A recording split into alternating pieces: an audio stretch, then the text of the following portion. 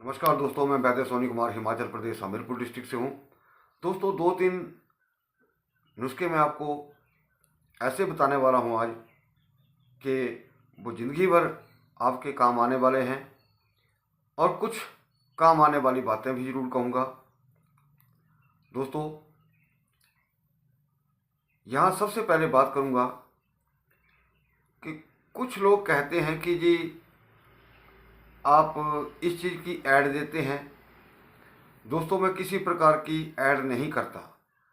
मैं वो चीज़ें बताता हूँ जो प्राचीन आयुर्वेद के ग्रंथों में, शास्त्रों में लिखित बातें हैं और जिनके ऊपर प्रैक्टिकल भी होता है और प्रैक्टिकल हुए हैं।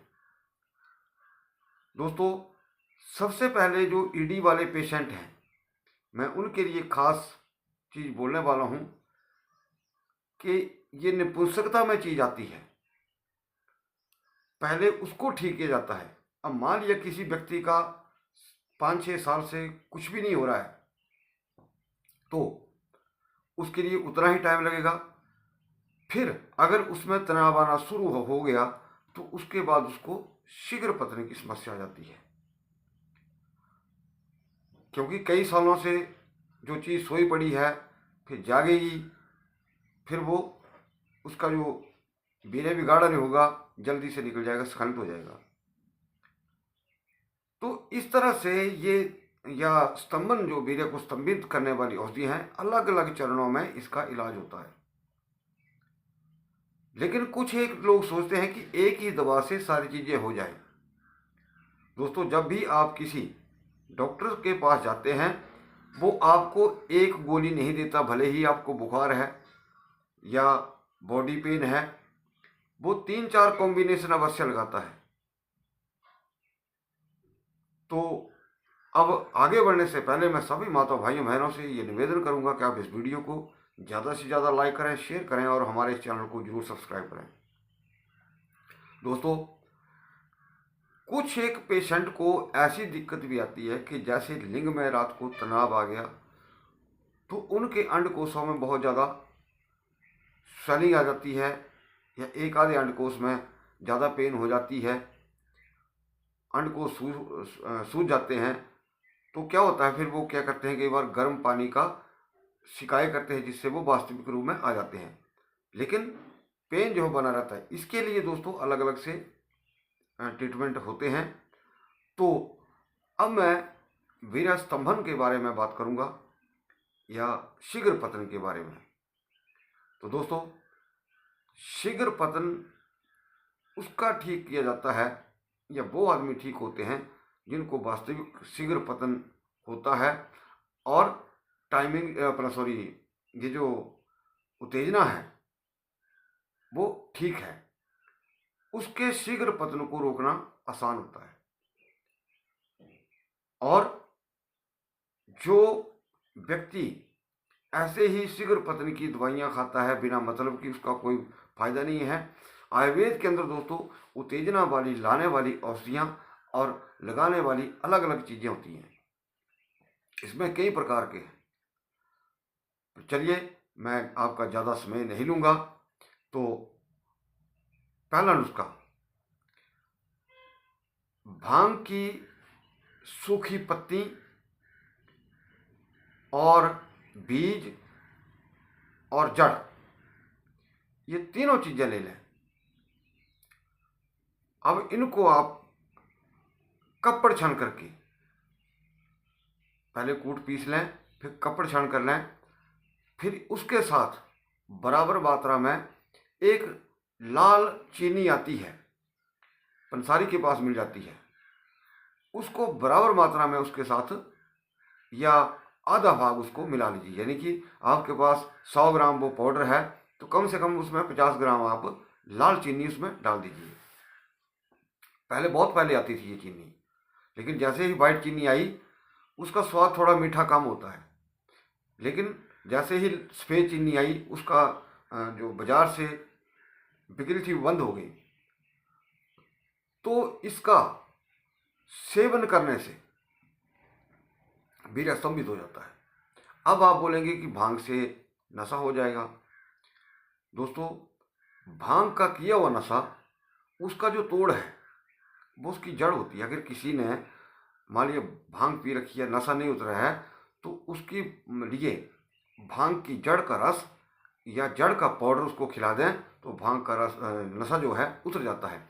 इस करके मैं तभी बोलता हूँ कि शास्त्रों में लिखी हुई बातें हैं वो, अगर मान लीजिए पत्ती आपको थोड़ा सा एक तरफ से नशा करती है, लेकिन दूसरी तरफ वो जड़ जो है वो नशा नहीं होने देगी। तो यही होते ही प्राचीन बातें। ऐसा नहीं कि कॉफ़ी पाउडर पाउडर खा ले, बहुत सारे ऐसे वीडियोज़ हैं, मैं बात नहीं करूँगा। तो ये प्राचीन आयुर्वेद है। दूसरे नंबर पर दोस्तों, ये भी बहुत कारगर नुस्खा है दोस्तों, समुद्री सोख, तालम खाने के बीज और रिया के बीज, ये अति दुर्लभ बीज होते हैं दोस्तों। शास्त्रों में यहाँ तक कहा गया है कि अगर 1 महीना इसको कोई रेगुलर खाता है तो उसका जो शीघ्र पतन का रोग है वो खत्म हो जाता है। और इसको कब खाया जाता है? इसको सुबह 5 से 10 ग्राम, 5 ग्राम बहुत है, निहार पेट, खाली मुंह, सॉरी खाली पेट इसको खाना होता है। ये बहुत बड़े प्राचीन नुस्खे हैं। अब लेटेस्ट जो वीडियो डालते हैं, कोई भी घास की पत्ती उठा करके, घास दिखा करके, कोई जड़ी बूटी दिखा करके, दोस्तों मुझे तो समझ नहीं आती ऐसे वीडियो लोग जो डालते हैं ना, उनका कोई मतलब है। जो चीज़ें जिस स्थान के लिए बनी है वही होनी चाहिए। अब इसके बाद दोस्तों तीसरा नुस्खा, वीर्य से संबंधित दोष, जितने भी दोष हैं, ये आपकी छोटी सी टुकड़ी, हल्दी का टुकड़ा आपके बहुत सारे वीर्य संबंधित रोगों को ठीक करने में सक्षम है। क्या करना है? आपको लगभग 25 से 30 ग्राम हल्दी का टुकड़ा लेना है और उसको कूट लें। कूटने के बाद उसमें कम से कम आप आधा गिलास पानी का डाल दें और उसको मिक्सी में डाल करके अच्छी तरह पीस लें और छान लें। छानने के बाद आप उसमें 1 चम्मच शहद का डाल दें। ये धात रोग में बहुत उपयोगी है। जिन लोगों को पेशाब करते बाद में धात आती है, या सुबह के टाइम धात निकलती है, या स्वतः ही कई बार दिन में ही किसी से बातचीत करते वीर्य निकलना शुरू हो जाता है, चिपचिपापन हो जाता है, तो उसके लिए बहुत कारगर नुस्खा है दोस्तों। मैं प्राचीन नुस्खों के ऊपर बहुत बार कहता हूँ कि आप वही चीज़ें बनाएं जिससे आपको लाभ हो। तो उसके अंदर 1 चम्मच फिर शहद का डाल करके आप इसको पिएं।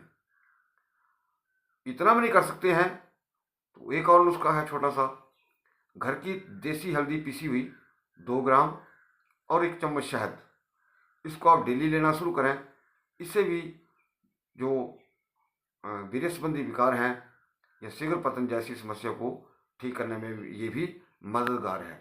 तो दोस्तों, जो तालम खाने का मैंने और समुद्री सोख का बताया और रिया के बीज, ये 2 चीज़ें तो मिल जाती हैं, लेकिन रिया के बीज जो हैं वो थोड़ा ढूंढना मुश्किल होते हैं।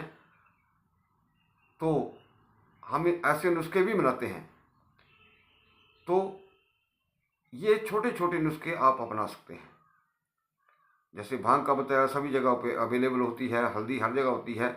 आप ऐसे छोटे छोटे बहुत उपयोगी नुस्खों को अपना करके लाभ ले सकते हैं। तो अंत में सभी माता भाइयों बहनों से ये निवेदन करूंगा कि आप इस वीडियो को ज़्यादा से ज़्यादा लाइक करें, शेयर करें और हमारे चैनल को भी जरूर सब्सक्राइब करें। दोस्तों, एक चीज़ रह गई कि जो ठंडी औरतें हैं उनके लिए अब अगला वीडियो आएगा। ऐसी औरतें जो ठंडी हैं बहुत ज़्यादा कामातुर हो जाएंगी, मतलब उनमें सेक्स की जो इच्छा है वो बहुत जाग जाएगी। ये आने वाली वीडियो के अंदर मैं बताऊंगा। तो वीडियो को देखने के लिए दोस्तों आपका बहुत बहुत धन्यवाद।